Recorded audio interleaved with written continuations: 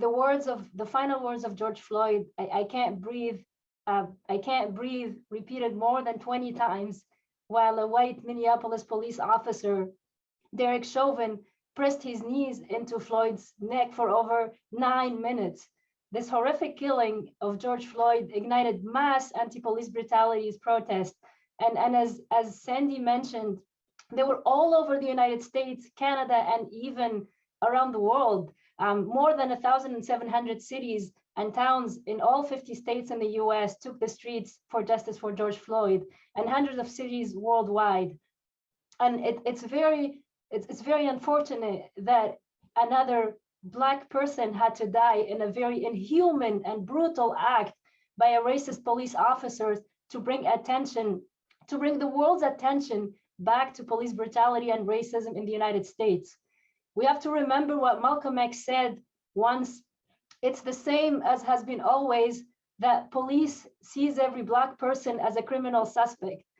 While the whole world saw the neck of a Black man under the pressure of the knee of the horrific police officer, Derek Chauvin, this has become a clear symbol of 400 years of racism, 400 years of Black people's knees under the racist system of the US ruling class.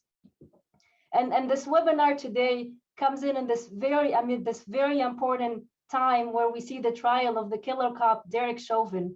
It's a very important conversation to have here today about racism and police brutality in the United States. And also what an important conversation for us to have about what a small island of 11.5 million people called Cuba can teach us. And here I'm gonna steal a quote, or I'm gonna quote from Professor August Nims's article, which is also titled "Why There Are No George Floyds in Cuba." And the quote goes, "For those who fault America's original sin for George Floyd's murder, Cuba teaches that history is not destiny," end quote.